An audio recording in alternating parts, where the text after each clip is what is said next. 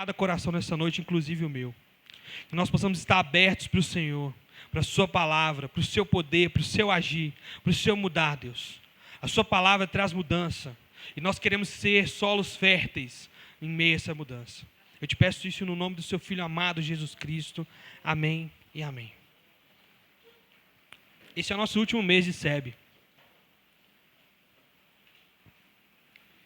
E eu batizei esse tema de Ele Vem. Ele Vem. Nós falamos sobre além daqui, coisas que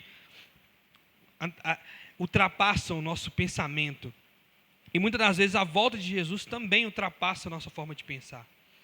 A gente viaja ou a gente se esquece. E o estudo sobre as últimas coisas é principalmente para nos lembrar quem Jesus é, o que Ele fez aqui e o que Ele vai fazer. Nós somos uma igreja esperançosa. Nós esperamos a vinda do nosso Rei. E nós não podemos esquecer disso.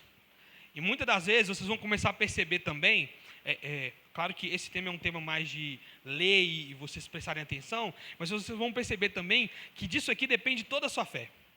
Toda a sua fé depende do estudo das últimas coisas. Por quê? Porque a sua preocupação com as últimas coisas vai ditar a sua vida aqui na terra.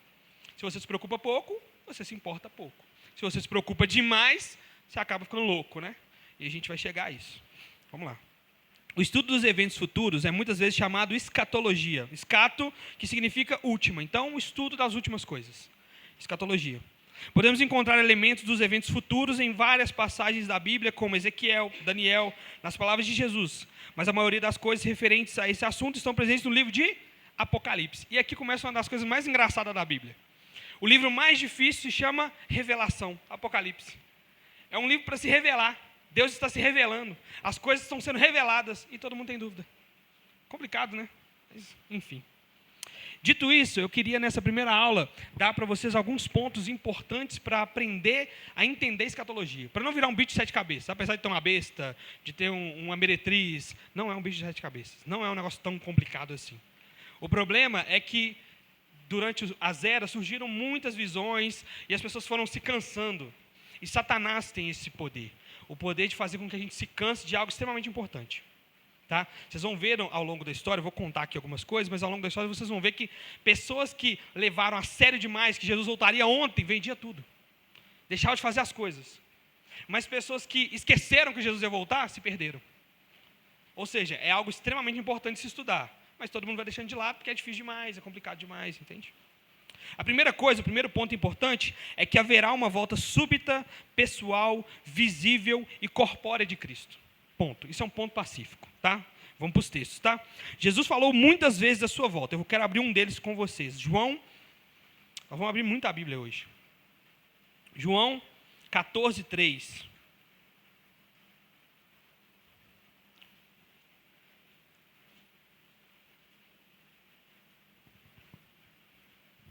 E quando eu for e preparar lugar, voltarei e os levarei para mim, para que vocês estejam onde eu estiver.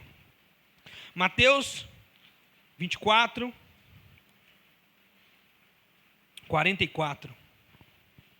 Assim vocês também precisam estar preparados, porque o Filho do Homem virá numa hora em que vocês menos esperam. Grava isso, vocês menos esperam, tá? A gente vai falar um pouco mais sobre isso. Imediatamente depois de Jesus ascender aos céus, 2 anjos disseram aos discípulos, Atos 1, tá? Atos 1:11. Esse Jesus que dentre vós foi assunto aos céus, virá do modo como o vistes subir. Do modo como vocês viram ele subir, ele vai vir. Súbita, pessoal, visível e corpórea. Paulo ensinou em 2 Tessalonicenses, abre aí comigo, 2 Tessalonicenses 4, 1 Tessalonicenses, desculpa. 4:16, é isso mesmo, né? É isso. Pois dada a ordem com a voz do arcanjo, a gente falou disso da última vez, né? E o ressoar da trombeta de Deus, o próprio Senhor descerá dos céus. Grava isso aqui, ó. O próprio Senhor descerá dos céus. E os mortos em Cristo ressuscitarão primeiro. O próprio Senhor descerá dos céus. Por que eu estou cravando isso? Algumas pessoas acreditam que o que vai descer do céu é a presença de Deus. Ou é a influência de Deus no mundo. Ou o mundo vai melhorar porque o reino de Deus descerá, mas sem um Deus corpóreo. Não tem como. O próprio Senhor descerá dos céus e os mortos em Cristo ressuscitarão primeiro. Tá? O autor de Hebreus escreve que Cristo aparecerá a segunda vez sem pecado aos que aguardam para a salvação. Hebreus 9, 28. Vamos abrir mais um texto? Tiago 5, 8.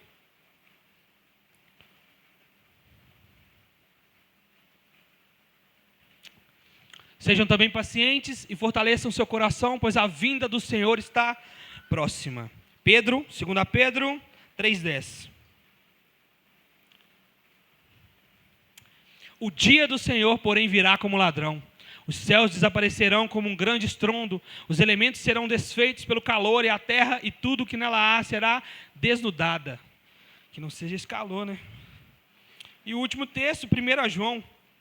Só para vocês saberem que no Novo Testamento inteiro é falar disso. 1 João 3, 2. Amados, agora somos filhos de Deus e ainda não se manifestou o que havemos de ser. Mas sabemos que quando Ele se manifestar, seremos semelhantes a Ele, pois veremos como Ele é. Seremos semelhantes a Ele quando Ele se manifestar. O livro de Apocalipse traz frequente referência à volta de Cristo, terminando com a promessa de Jesus. E esse é o último texto sobre isso, Apocalipse 22, 20. E eu quero que esse texto seja gravado no coração de vocês. Apocalipse termina assim, ó. Aquele que dá testemunho dessas coisas diz, sim, venho em breve. E a resposta de João, amém, vem Senhor Jesus. Este tema, portanto, é mencionado com frequência em todo o Novo Testamento. É a esperança dominante da igreja neotestamentária. Esses versículos predizem um retorno repentino de Cristo, extraordinário e visível. Vamos lá, Apocalipse 1. Apocalipse 1, 7. Eis que ele vem com as nuvens, e todo o olho verá. Até mesmo aqueles que os transpassaram, e todos os povos da terra lamentarão por causa dele, assim será. Amém. Todo o olho verá. Todo o olho verá. Essa ideia de volta secreta de Cristo, tá aí. Todo o olho verá.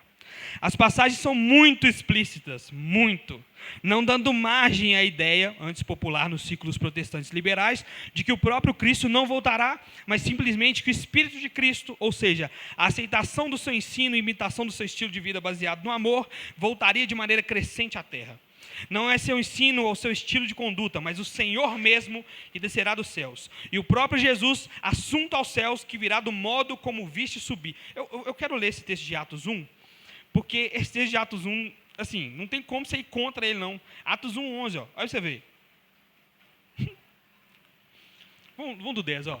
Eles ficaram com os olhos fixos no céu enquanto Jesus subia. Pensa na cena, gente. Jesus subindo. É um ser humano subindo, assim, ó. Subindo. De repente, surgiram diante dele 2 homens vestidos de branco. Lhes disseram, Galileus, por que vocês estão olhando para o céu? Esse mesmo Jesus, que dentre vocês foi elevado aos céus, ou seja, que acabou de subir, voltará da mesma forma como viste subir. Da mesma forma. E contra isso é loucura.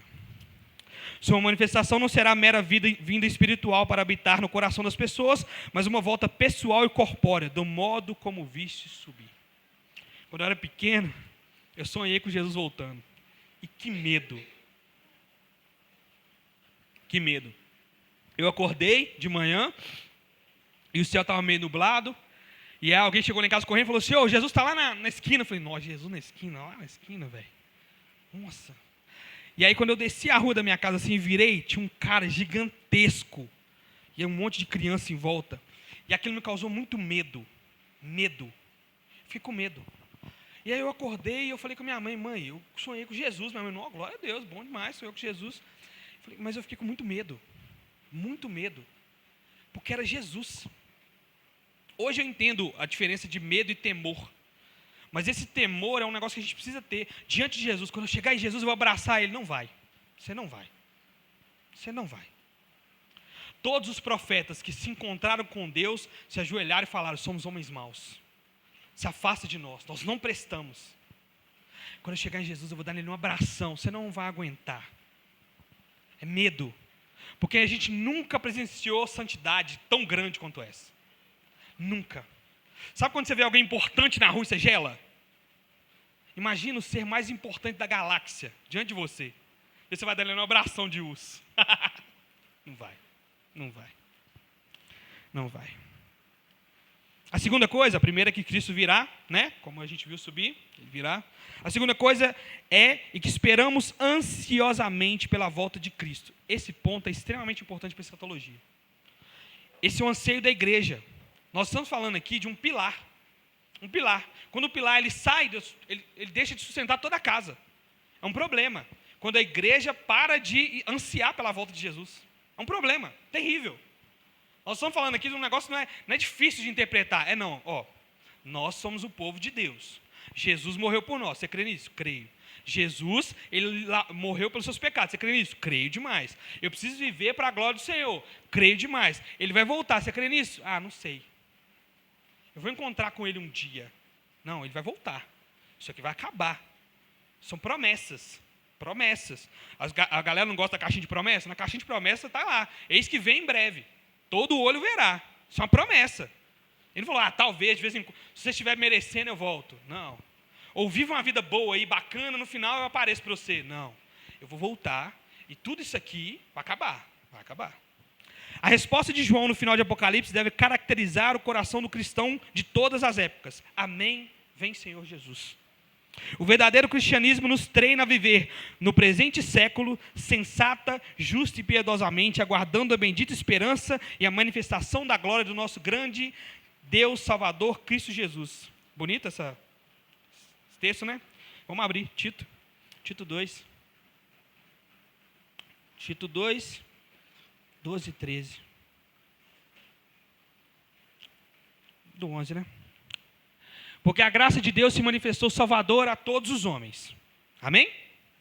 Ela nos ensina a renunciar à impiedade e às paixões mundanas e a viver de maneira sensata, justa e piedosa nessa era presente,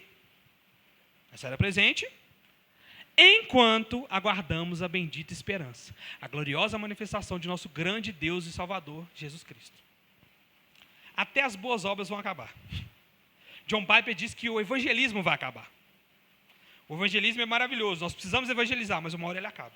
O que nunca vai acabar? A adoração. Nunca. Quer focar em alguma coisa? Cara, qual que é o meu chamado? O seu chamado é adorar a Deus. É o primeiro chamado. Porque é um chamado que nunca vai acabar. Nós vamos passar a eternidade adorando a Deus. O meu chamado é pregar. A pregação vai acabar. Os pastores vão sentar no cantinho deles. Os teólogos vão sentar no cantinho deles. Os músicos vão sentar no cantinho deles. Os adoradores não. O tempo inteiro. Isso nunca vai acabar. Esse é o nosso chamado universal. Adoração. Tá? Paulo diz, Filipenses 3:20, pois a nossa pátria está nos céus, de onde também aguardamos o Salvador e o Senhor Jesus Cristo. Gente, eu já falei isso algumas vezes aqui. A gente precisa aprender a pegar uma Bíblia de estudo e ler as primeiras folhas dos livros que a gente vai ler. Cara, vou ler Filipenses, lê as primeiras folhas. Geralmente ali tem dados de quando foi escrito aquilo, onde o autor estava, o que estava acontecendo na época. E por que isso é importante? Porque a maioria das cartas foram escritas para igrejas que estavam sofrendo. A igreja de Filipe passava por dificuldade, Tessalônica, o povo estava morrendo, estava sendo perseguido. E a bendita esperança deles não era assim, vai dar certo, senhor. Em nome de Jesus vai funcionar. Era assim, Jesus vai voltar, cara. Isso aqui vai passar. Paulo nunca, você não vai ver Paulo prometendo assim, vocês estão sofrendo perseguição agora? Daqui a pouco vai surgir alguém que vai resolver o problema de vocês. Não. Vocês vão morrer, vocês vão ser arrebentados, mas Jesus vai voltar. Sabe qual que é a parte mais legal de Apocalipse? Uma das mais legais é quando os mártires, embaixo do altar, em volta do altar de Deus, clamam pelo sangue deles. Quando o Senhor vai descer para nos vingar? Isso é muito louco. Todos aqueles que morreram em nome do Evangelho falando assim, vem Senhor Jesus, vem, faz justiça. É nessas horas que eu lembro do estuprador, do pedófilo. Cara, ele pode se livrar do que for. Jesus vai vir para vingar esse povo. A criança que foi tomada no colo da mãe e foi morta, Deus vai vir vingar essa criança. Porque senão nós não temos justiça. O cara passar 20 anos na cadeia é pouco demais, cara. É pouco demais. É a justiça divina. A justiça divina não falha. Fulano morreu. Menor dos problemas dele. Jesus virá para julgar. E aí você fala assim, nossa, é isso mesmo, os bandidos têm que acabar. O problema é que, se você não crê em Jesus Cristo, você vai para o mesmo lugar dos bandidos. É o mesmo lugar. Mas peraí, Deus, você não vai vir só para vingar? Não, vingar todos aqueles que não creem no meu nome. É um pecado maior. Não dá para apontar o dedo. Não dá. Quando você olha para o cristianismo de fato, para quem Deus é, ele não é nem um pouco chamativo para nós. Nós somos um povo pecador. E é um Deus irado com o pecado. É totalmente contra a cultura. Nós adoramos a um Deus que odeia aquilo que a gente ama. Nós amamos rave, nós cremos num Deus que odeia. Esse Deus vai matar nós, gente. Tem alguma coisa acontecendo. E não adianta falar, eu me converti, agora as coisas do mundo são... é o resto da vida, cara. Nós vamos sofrer com isso. É indizível a gente crer num Deus assim. E é por isso que Ele é Deus. Porque Ele odeia aquilo que a gente ama. De modo semelhante, temos Maranata em 1 Coríntios 16, 22, que significa, vem Senhor. Será que os cristãos de fato aguardam ansiosamente a volta de Cristo? Quanto mais os cristãos se virem enredados nas coisas desta vida e mais negligenciarem a comunhão cristã genuína, né? E o seu relacionamento pessoal com Cristo, tanto menos ansiarão por sua volta. Por outro lado, muitos cristãos que enfrentam sofrimentos e perseguições, ou os mais velhos e enfermos, e aqueles que andam diariamente com Cristo de maneira viva e profunda, terão um anseio mais intenso por sua volta.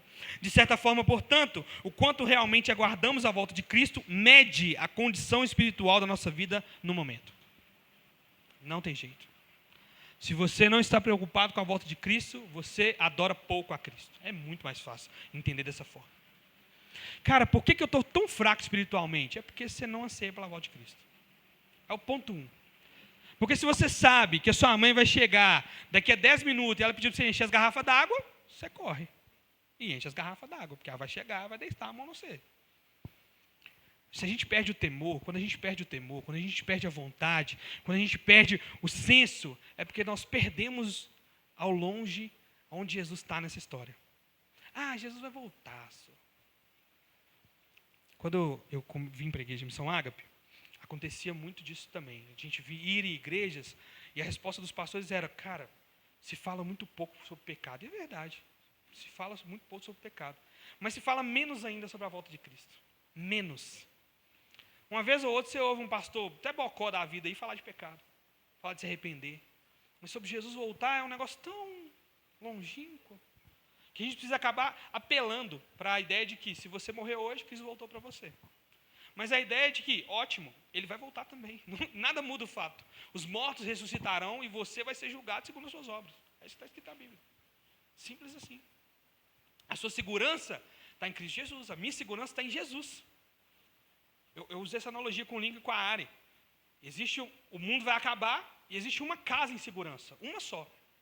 Para entrar nessa casa, você precisa de uma credencial. E só tem um nome que entra nessa casa, Jesus.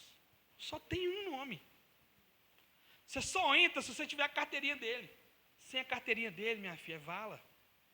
Não vai dar. Não, mas eu corri, eu fui atrás, eu comprei no cambista. Não resolve. Eu paguei tanto, eu fui piedoso, eu subi a penha de joelho. Não está sobre o sangue do Cordeiro. Satanás, gente, vou ensinar vocês, tá? Demorei para aprender isso. Mas Satanás, ele gosta de colocar a gente em pedestais. Eu não sou católico.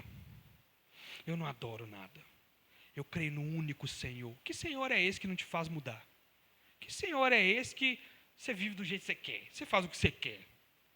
Aí não, nós vamos viver da maneira mais santa possível. Gente de short na igreja não pode. Gente de tal coisa não pode. Tá, e se arrepender dos seus pecados? Cara, o fariseu e o publicano devia ter emoldurado assim nas igrejas, assim, ó, os dois assim. Ó. Você chegava na porta, você batia de cara com o fariseu e o publicano e falava assim, hoje eu preciso escolher quem que eu sou. Ou eu sou esse cara aqui que está achando que está tudo bem, mas que vai dar muito ruim, ou eu sou sempre esse cara aqui, ó, que está virando para Jesus e falando assim, de novo, Deus, de novo. Quantas vezes o Senhor me soltar no mundo, tantas vezes que eu vou me lambuzar. Me perdoa. Eu preciso do Senhor. Às vezes a gente gosta, né? Qual que é o seu personagem favorito? Abraão. É Davi. Nossa. Ô, gente. Ô, gente. Aleluia. De certa forma, portanto, o quanto realmente aguardamos a volta de Cristo mede a condição espiritual da nossa vida no momento. Isso também mede, de certa forma, até que ponto vemos o mundo como realmente é e conforme Deus o vê. Vamos ver como é que Deus vê o mundo? 1 João 5. Olha como é que Deus vê o mundo, gente. Você, o mundo hoje cheio de guerra, o mundo hoje teve futebol, teve não sei o quê. É assim que Deus vê o mundo. Sabemos que somos de Deus e que o mundo todo está sob o poder do maligno. O mundo escravizado ao pecado, em rebeldia contra Deus, subordinado ao poder do maligno. Se a gente começa a enxergar o mundo como Deus enxerga, a gente consegue abandonar as coisas mais fáceis. Fica mais fácil. E nada presta. Vou demonizar tudo. Não, é porque nada vale tanto esforço assim. Simples assim. Está sob o cuidado do maligno. Eu vi um meme esses dias, do cara falando assim, Deus, me dá dinheiro para eu provar que eu posso ter dinheiro. Cara, que medo. Que medo, cara. E quando você tem esse pensamento menor, de não, Deus, tá bom, contentamento, você fala assim, que isso? Você pensa pequeno demais? Você é um tubarão num aquário. Já ouvi isso. Você é um tubarão num aquário. Que aquário maravilhoso, gente. Que aquário. Uma vista boa, comida o dia inteiro. Gente, hoje eu descansei, velho. Deus é bom demais. Deus é bom demais. Sabe, se contentar. A palavra de hoje é não se contentar. Isso é horrível, cara. Porque se você pega essa palavra para qualquer outra coisa que não seja algo benéfico e cria na sua cabeça o que você tem que fazer, acabou. Acabou. Não vou me contentar com o meu emprego. Quero um emprego melhor. Ótimo, maravilhoso. Você vai estudar, você vai se focar. A troco de quê?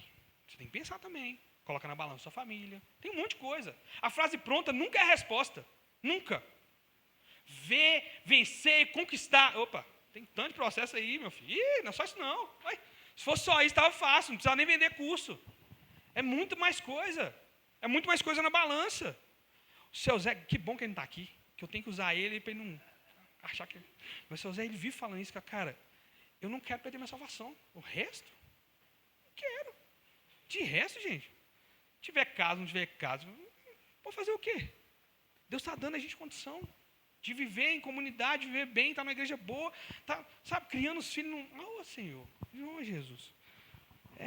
A gente tem que se contentar mesmo. E contentar não é miséria, não. Contentar, gente, se contentar com o que você tem. Você acha mesmo que o que você tem hoje é miséria? Se eu me contentar com o que eu tenho hoje, casa, família, amigo, você é trem demais. Me contentar com isso é fácil demais. É mais fácil você olhar para Deus e falar assim, tira uns trem aí só, que é muita bênção. Você está doido. Isso significaria, então, vamos para as perguntas, né? Mas isso significaria que não devemos empreender projetos de longo prazo? Ou seja, Jesus está voltando. E eu estou aqui falando, não, o trem do mundo não presta. Gente, não pode ligar para esse mundo. E aí? Isso significa que não devemos empreender projetos de longo prazo? Se um cientista aguarda ansiosamente a volta de Cristo, deve entrar num projeto de pesquisa que leva 10 anos? Ou um cristão deve começar um curso de 3 anos num seminário ou numa faculdade teológica? Se Cristo voltar na véspera da formatura, antes que tenha alguma oportunidade de empenhar o seu tempo de ministério, enfim, Jesus está voltando. Então, a gente não pode fazer coisas de longo prazo? Como é que é? Que história é essa? A resposta é que com certeza devemos envolver-nos em atividades de longo prazo. É exatamente por isso que Jesus não nos permite saber a verdadeira hora da sua volta. Ele quer que sejamos ligados a Ele em obediência, não importa o ritmo da nossa vida, até o momento da sua volta. Estar apercebido para a volta de Cristo é obedecer-lhe fielmente no presente e empenhando-se ativamente em qualquer trabalho para o qual Ele nos tenha convocado. Pela natureza da situação, uma vez que não sabemos quando será a sua volta, sem dúvida, naquele dia partirão para o campo missionário pessoas que jamais chegarão aos seus destinos. Haverá pessoas no último ano do seminário que jamais empenharão seu conhecimento pastoreando uma igreja. Haverá pesquisadores às voltas com teses de doutorado, frutos de anos de estudos, que jamais serão publicados e jamais influenciarão o mundo. Mas a todos estes cristãos, Jesus dirá, Mateus 25,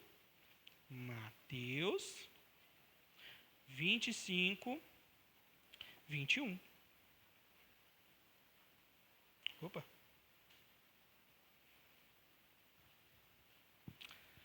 Muito bem, servo bom e fiel. Você foi fiel no pouco, eu porei sobre o muito. Venha e participe da alegria do seu Senhor. Nós estamos aqui para trabalhar. Serviço. Descanso só na glória. Nós estamos aqui para viver para Jesus, para fazer a vontade de Deus, para empreender, para crescer. Nós temos o projeto da igreja ali do outro lado. Pode ser que Jesus volte e a gente não termina, mas nós vamos fazer, enquanto ele não vem. Porque esse é o propósito. Eu ouvi uma vez um pregador falando, e é bem verdade. Na pregação, por exemplo, você pode chegar em uma igreja e ouvir uma pregação muito ruim. Mas se você tiver uma teologia muito boa, você consegue tirar alguma coisa de boa ali. E aí ele chama isso do ato de ciscar. A galinha, ela cisca. E só o fato dela estar ciscando ali, mesmo que ela não consiga nada, fortalece os músculos dela. Ela se fortalece no ato de ciscar, de procurar. Entende? Então, o ato de nós trabalharmos já é alguma coisa. Nós não estamos aqui para ser reconhecidos, nós não estamos aqui para sermos os maiores, os melhores, nós estamos aqui para trabalhar. É isso que vai nos manter focados. Por isso que você ouve de vez em quando falando isso. Nossa, quando Jesus voltar, vai ter muita surpresa. Aqueles que eram muito grandes vão se perder ou não vão ser salvos. E aquelas pessoas que você nunca ouviu falar, elas vão ser alçadas. Não, gente, é porque nós estamos enxergando errado. Essas pessoas que nós nunca ouvimos falar, são pessoas que estão trabalhando diligentemente, dia após dia. A pessoa acorda 3 da manhã e ora. A pessoa bota a família nas mãos do Senhor. A pessoa busca. Não tem que saber de nada, não. É Deus quem sabe dessas coisas. É o trabalho. Um dos maiores perigos da igreja é achar que o trabalho é aqui em cima. É um dos maiores perigos. Porque aí o povo vai achando assim, então eu não preciso trabalhar. Ótimo, então chego aqui, eu vou ser servido. E aí, a ideia é, uma pessoa que está trabalhando, mesmo estando aqui ou em outro lugar, ela está se exercitando. Uma pessoa que está lendo a Bíblia, uma pessoa que está buscando ao Senhor, as disciplinas espirituais. E essa outra pessoa está sentada na cadeira. Quando Jesus volta, ela, fiquei, o que aconteceu? Gente, mas eu ia nos cultos tudo. O pastor não me deu a oportunidade de cantar, não, por isso que eu não cantava. O pastor não me deu a oportunidade de pregar a palavra. Eu preparei um sermão, mas ele não me deu a oportunidade. Gente, eu vou mostrar para vocês um dia meu celular. Eu tenho pregação de Mike, eu não vou pregar para vocês nunca. Mas nunca. É Deus falando comigo. Eu cheguei ontem, fui tomar banho, eu sentei e falei, figueira, né, Jesus? Da hora, figueira. Jesus foi falando a figueira, viu? E o pau quebrando. E o pau quebrando. Eu falei, vou tomar banho, né, que senão... E Deus falou. E eu sei que aquele ali é para mim. E bom demais, eu não quero pregar para ninguém não, mostrar para ninguém nada não. Era eu e Deus conversando, ele trocou ideia, eu troquei ideia, foi da hora, foi legal. A gente precisa entender isso. Meu tempo de louvor com o Senhor. Eu canto feio. Canta para o Senhor. Para nós é feio mesmo, mas para o Senhor é bonito. A glória dele. E esse trabalho, a gente precisa entender isso, que esse trabalho de ansiar por Jesus, isso já conta, é isso que vale. É o servo, Jesus fala disso, né? É o filho que fala, não vou trabalhar, e aí vai lá e trabalha. E o outro que fala, vou trabalhar, e não faz nada. Quem recebe? Aquele que foi trabalhar, mesmo não querendo. Dito isso, o próximo ponto é que nós não sabemos quando Cristo voltará. Algumas pessoas indicam que não sabemos e não podemos saber quando Cristo voltará. Mateus 24, né? A hora em que não cuidais, o Filho do Homem virá. Vigiai, pois não sabeis o dia nem a hora. Mateus 25, 13. Além disso, Jesus diz, vamos lá, Marcos 13. Marcos 13, a partir do 32. É 32 e 33. Quanto ao dia e a hora, ninguém sabe. Nem os anjos no céu, nem o Filho, senão somente o Pai. Ou seja, fiquem atentos, vigiem. Vocês não sabem quando virá esse tempo. Já que ele voltará em hora inesperada, devemos estar prontos o tempo todo para a sua volta. A consequência prática disso é que se deve considerar errado de imediato quem diz saber especificamente quando Jesus virá. Eu vou te contar um negócio. Essa é a marca de quase toda religião falsa. Quase toda. A tal da nova revelação. Deus apareceu para mim e falou. Não falou. Não falou. Não falou. Tem um pregador que há uns 6, 7 anos atrás, ele pediu perdão por tudo que ele tinha pregado e sumiu. Benny Hinn é o nome dele. No livro do Benny Hinn, ele fala que Deus falou com ele que um dia apareceria corporealmente numa das pregações dele. Doença é o nome disso. Doença da cabeça. Jesus falou que ia pisar na terra aqui de novo só mais uma vez. Para buscar os dele. Jesus, mentiroso, estava querendo glorificar quem? A ele mesmo. A ele mesmo. Daí você já tem a marca de um falso profeta. A gente estava vendo lá lá no YouTube o caso de um cara que ele ia em várias igrejas contar a mentira, né? Contar o testemunho dele. E, infelizmente, nós vivemos uma época muito triste na igreja evangélica, onde o testemunho valia muito mais do que a palavra de Deus. Então, hoje vai vir fulano, contar que ele ressuscitou 7 vezes, era ex-travesti, e trocou de sexo 39 vezes, tomou 900 tiros, e, nossa, e no final revelar seu CPF. Aí, lotava a igreja. E muitos dos pastores, fingindo bem intencionado. Não existe esse bem intencionado. Não existe. Me perdoa. Não existe. Não existe. Não existe. Povo sem vergonha. Cachorro. Não, porque aí nós enche a igreja. Aí depois nós pregamos o evangelho. Cachorro. Cachorragem é o nome disso. E enchia as igrejas. Para ouvir a história mirabolosa de fulano. Cara, quantos filhos de pastores foram negligenciados porque nunca viveram no mundão? Ele nunca viveu no mundão, então não tem história para contar. Quem tem história é o fulano. Que veio da droga. Vem cá contar seu testemunho, fulano. Fulano não sabe de nada, gente. Fulano do mesmo jeito caiu, cai de novo.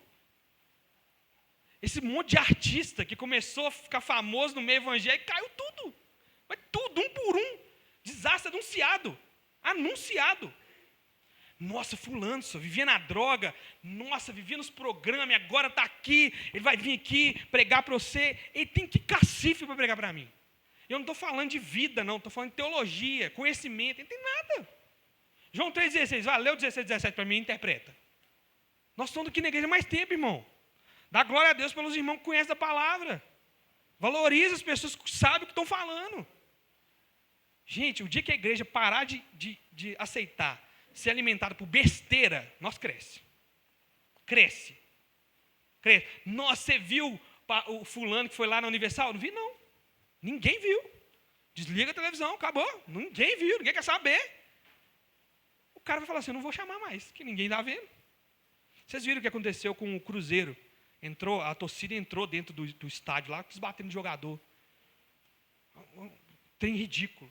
Estava comentando com o Emanuel, sabe como é que você resolve um negócio? Seu time não está jogando bem, vocês vão ser rebaixados, o pau está quebrando. Para de ir nos estádios. Para de consumir. Eles vão perder dinheiro. Perdendo dinheiro, aí esse mexe. Esse mexe. O mundo vive por dinheiro. Ah, não, vocês vão lá, bate, ou vocês apanham, vocês passam, o jogador está lá ganhando dinheiro. Tranquilo. O mesmo serve para tudo. Política. Está lá os dois comendo picanha. Os dois. Nós estamos aqui, na abóbora. Ô, Jesus. Nós é bobo demais. Nós é bobo demais.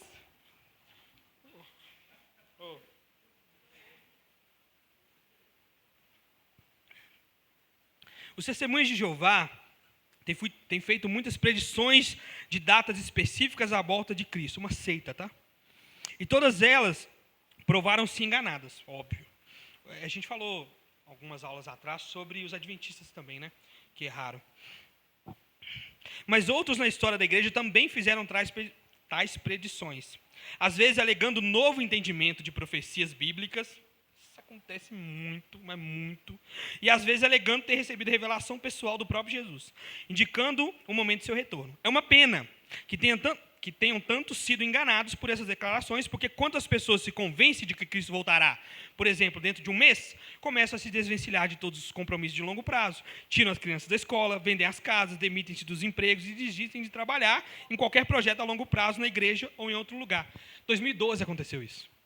O mundo vai acabar em 2012. Geral vendeu as casas, geral largou tudo e 2012 passou. Inclusive teve até filme. Então, ou seja, um ensino errado, um entendimento errado da volta de Jesus é perigoso. Estamos enfrentando a guerra de Israel. Aí começa a galera, né? Jesus vai voltar. Vende suas coisas, trouxa. Vende. Oh, Jesus. Nós vivemos numa época em que quem entende sobre vacina não é o cientista. É o Joãozinho 23 do Twitter. Nós vivemos nessa época. Nós vivemos na época que, cara, você viu tal coisa? Não vi não. Onde é que você viu? Eu vi no TikTok. Então, tem que ser verdade. Nós vivemos nessa época. E nós vivemos na época que todo mundo é teólogo, menos o teólogo. Ô, gente, Augusto Nicodemos está pregando. Hernandes Dias está pregando. Não. Fulaninha 22 falou que não é, ué. Então não é.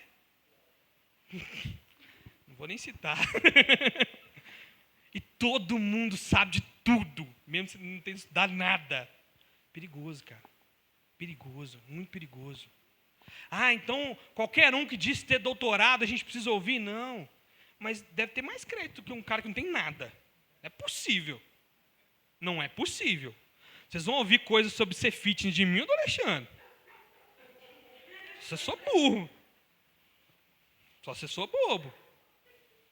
As coisas são lógicas, gente. Eu estou brincando, mas é sério. As coisas são lógicas. Lógicas. Ah, mas é pecado também você colocar toda a confiança no homem. É óbvio. É óbvio. É por isso que você tem que ler sua Bíblia. É por isso que você precisa orar. É por isso que você precisa buscar entendimento. Não só falar assim, os pastores que estudam teologia para lá. Não, óbvio que não. Mas esses homens precisam ter um pouco mais de credibilidade. A vacina pode dar muito errado lá na frente. Eu não sei, realmente não sei. Mas eu prefiro ouvir um cientista do que um 22. Prefiro, 1000 vezes. Se der errado, não estou na glória mesmo. Jesus está aí. Bicho pegar, velho. Infelizmente. Mas a gente precisa confiar naquelas pessoas que são dignas de confiança. A Bíblia fala para a gente dar honra a quem é digno de honra. Digno. E ser digno de honra não é ser uma pessoa importante. É uma pessoa que ela mereceu aquela honra. Cara, é uma pessoa que cuida da gente, preocupa com a gente. Opa, vamos honrar esse cara. Nós precisamos parar de honrar a gente boba. Nossa, todo mundo glorificando fulano. Fulano é ninguém na fila do pão. Gente, o dia que entrar aqui nessa porta um famoso, e esse famoso receber mais atenção de qualquer um desses irmãos que vivem aqui na igreja, nós erramos como igreja. Nós falhamos como igreja. Nossa, vamos anunciar para todo mundo que vai vir na oficina G3 aqui. Cara, não vem não, na moral. Se eles vierem, você vai sentar no banquinho ali. Ô, gente, o pessoal da oficina G3 veio aqui. Jesus abençoe vocês, tá? Volta mais, traz a família. Vamos continuar o culto. Não é para vocês não. E no fim das contas, esses caras nem gostam, né? Nós é que fica igual bobo. Nem gosta. Então, esse entendimento errado sobre Jesus voltar, por exemplo, em um curto prazo, traz um dano muito grande. Muito grande. E eu estou falando aqui de coisas que já aconteceram. Pessoas que venderam suas casas, pessoas que abandonaram tudo porque acharam que o mundo ia acabar. O mundo ia acabar. De início, pode aumentar o zelo pela evangelização e pela oração. Mas a natureza irracional do comportamento deles neutraliza todo o impacto evangelístico que possam ter. Cara, vocês vão me perdoar o que eu vou falar agora, tá? De verdade, vocês vão me perdoar. Eu geralmente não sou pessoal aqui, mas eu preciso ser nessas horas. Quando nós tivemos a última eleição, igrejas se juntaram para orar pela nação. As orações acabaram. Ninguém ora mais pela nação. Ninguém se junta para orar mais pela nação. Vamos lá, todo mundo, gente. Dia tal, nós precisamos orar para que o Brasil mude. Ah, não, tem outra presidência, não vai mudar. Ai, que outro é esse que tem poder contra o próprio Deus, cara? Que é isso? O que a igreja arrumou da vida dela? Ou seja, esse foco bonito, vamos todo mundo, se tornou inútil, se provou inútil. Eu estou falando do ensino das últimas coisas. É a mesma coisa, é a mesma vertente. Cara, guerra em Israel. Vamos correr. O mundo vai acabar. Gente, você está pensando em fazer faculdade? Faz não. Vai acabar amanhã. Eu fiquei sabendo num grupo do WhatsApp aí que, nossa, o bicho vai pegar. Tá. Nós precisamos orar. Nós precisamos orar pelo povo de Israel que está sofrendo. Nós precisamos orar por aqueles que são da Palestina, não do Hamas, da Palestina e que estão sofrendo. São pessoas. Tem criança morrendo. Esse é o papel da igreja. É o nosso papel. Quem vai ganhar a guerra? Não interessa. Nós não queremos que as vidas se percam. Nós não queremos isso. Então, cadê esse clamor? Tem que ter esse clamor. Tem que ter esse clamor. Precisa ter. Cadê as bandeiras de Israel que viviam nas igrejas? Sumiu. Aí volta só em época de guerra. Aí, quando tem guerra, não precisa mais não. Nós precisamos de oração sem guerra. Quando não tem guerra nenhuma, você ora para Israel para não ter guerra. Aí você não ora para nada. Aí quando tem guerra, todo mundo, Israel, tadinho de Israel. Gente, nós somos muito difíceis. Nós somos um povo muito difícil. Qualquer um que diga conhecer a data em que Cristo voltará, seja qual for a fonte, deve ser rejeitado e considerado incorreto. Na próxima aula, a gente vai falar sobre como interpretar esses sinais, guerras, rumores de guerras e tudo mais. Mas entenda uma coisa. Deus não quer que a gente saiba o dia que Ele vai voltar. Ele não quer. Tem coisa que Ele só não vai revelar. E uma dessas coisas é isso. O dia e a hora, ninguém sabe. Nós podemos interpretar assim, cara, as guerras estão aí. E a Bíblia diz que ainda não é o fim. Mas quando isso acontecer, a gente se lembrar. Opa, Cristo está voltando, cara. Nós precisamos nos mover. Mas não, gente, acabou o mundo. Jesus, Terceira Guerra Mundial. Não, calma, respira. Agora, para as considerações finais. Primeiro, todos os evangélicos concordam com o resultado final do retorno de Cristo. Tá? Todos. Não importa as discordâncias quanto aos detalhes, todos os cristãos que têm a Bíblia por autoridade final, vou repetir, tá? Todos os cristãos que têm a Bíblia por autoridade final, porque você vai achar um doido aí, vai falar assim, sou crente também. Se você não tem a Bíblia como autoridade final, nós não somos irmãos na fé, e não interessa o que você tem a dizer para mim. Concordam que a consequência definitiva e última da volta de Cristo será o julgamento dos incrédulos, a recompensa final dos que creem e os que não creem, será o julgamento dos incrédulos e a recompensa final dos que creem e que os que creem viverão com Cristo por toda a eternidade no novo céu e uma nova terra. Isso é consenso em qualquer visão teológica. Qualquer uma. Tá? Deus Pai, Filho e Espírito Santo reinará e será cultuado num reino eterno em que já não haverá pecado, dor ou sofrimento. Isso é consenso. Cara, tem esse monte de linha teológica, não sei o quê, eu não sei o que eu sou. Jesus vai voltar? Vai, ótimo. Já está num passo bom, nós já estamos indo bem. Ele vai julgar os incrédulos? Vai. Todas as linhas vão falar a mesma coisa. Ele vai recompensar os justos? Vai. Ele vai reinar eternamente em novos céus e nova terra? Vai. Dito isso, há um desacordo sobre os detalhes dos acontecimentos futuros. Entretanto, os cristãos discordam a respeito de pormenores específicos sobre o que acontecerá logo antes e logo depois da volta de Cristo. Especificamente, eles discordam quanto à natureza do milênio, a relação entre a vinda de Cristo e o milênio, quanto à sequência da volta de Cristo e o período da grande tribulação que sobrevirá à terra e na questão da salvação do judeu, salvo, e a igreja. Os evangélicos que defendem essas várias posições concordam todos que as escrituras são inerrantes e que eles têm o compromisso de crer em tudo que elas ensinem. Suas diferenças giram em torno de interpretações de várias passagens que tratam desses eventos. Você vai ver muito isso. Uma passagem que parece dizer uma coisa e outra passagem que parece dizer outra totalmente diferente. Mas que você precisa estudar e entender que todas fazem parte de um mesmo escopo de palavras, tá? É chamado perícope. Suas diferenças giram em torno da interpretação de várias passagens que tratam desses eventos. Mas suas diferenças nessas questões devem ser vistas como questões de importância secundária. Nós estamos falando aqui de um estudo que não divide a igreja. Em hipótese nenhuma. Se você crê que Cristo vai voltar, nós fazemos parte do mesmo corpo. Como, quando, de que forma, a gente vai estudar, vai tentar entender, eu vou tentar abrir a mente de vocês para algumas possibilidades. Mas isso não faz de ninguém descrente ou fora da nossa fé, tá?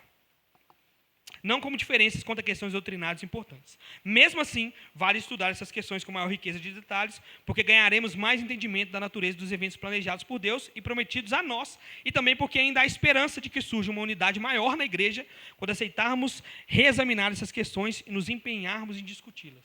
Existe essa possibilidade. Chegar no final, o pessoal fala assim, pré-milenismo está certo. Todo mundo pré-milenismo. Vai aqui, né? A conclusão é a melhor de todas. 3 pontos. Jesus está voltando, não sabemos quantos, que sejamos preparados. Ponto. Essa é a conclusão. Nós precisamos entender. Para começar a estudar Apocalipse, você precisa entender. Jesus está voltando. Nós não sabemos quando. A gente precisa estar preparado. Esses 3 pontos. Se esses 3 pontos estão em acordo, nós temos uma conversa. A gente começa a conversar daí. Jesus está voltando, irmão? Tá, opa. Você sabe quando? Não, sei não. Opa. Você está se preparando? Estou. Então nós temos uma conversa. Nós somos irmãos em Cristo. Vamos ficar de pé? Hoje foi uma aula um pouco mais introdutória, porque o assunto é extenso. O assunto é bem extenso. Mas não é difícil, tá? Queria só falar isso com vocês. Não é difícil. Apocalipse não é difícil.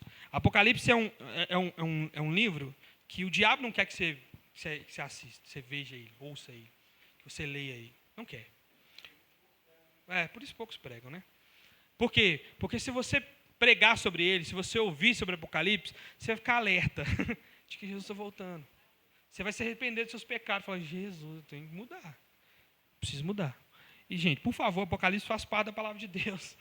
Não é um livro à parte, tá? Vamos orar? Senhor Deus e soberano Pai, eu quero te agradecer nessa noite, Deus. Muito obrigado por esse ensinamento, Jesus. Muito obrigado por fazer com que a sua igreja se una para aprender mais o Senhor. Eu queria pedir ao Senhor, Deus, que tenha misericórdia de nós. Que no culto que irá se iniciar, Deus, nós possamos te adorar de verdade. Buscar o Senhor com entendimento. Que o Senhor abra os nossos corações para receber a sua palavra. Que nós possamos estar propícios, Deus, para viver tudo aquilo que o Senhor tem para nós. E principalmente, Deus, coloque em nós um anseio pela sua volta. Coloque em nós uma vontade de te conhecer mais, de falar mais do Senhor, de buscar mais ao Senhor, de querer saber se esse evangelho é realmente real, porque a nossa alma depende disso. A nossa salvação depende disso. Isso não é coisa que o nosso pai falou, que a nossa mãe falou. É a sua palavra que diz. É o Senhor que diz. Abra o nosso entendimento, Deus. Não deixe que a gente seja enganado pelo mundo. Não deixe que a gente ame o mundo mais do que ame ao Senhor, a ponto de viver só nesse mundo, Deus. Para as coisas desse mundo. Nós precisamos do Senhor, Deus. Nós precisamos da sua luz, Deus. Nós precisamos do seu amor. E nós precisamos compreender mais o que o Senhor tem para nós. Eu te peço no nome do seu Filho amado, Jesus Cristo, Deus, que possa nos conduzir nessa caminhada rumo à cidade celestial. Que nós possamos orar mais, buscar mais, abandonar o pecado, abandonar as velhas práticas, ser capazes de abandonar as coisas que o mundo nos oferece, porque o Senhor vale mais do que todas elas. No nome do Senhor Jesus, Deus, toca no nosso coração, nos transforma e nos transmite a sua palavra. Em nome de Jesus, amém. E tem café lá em cima.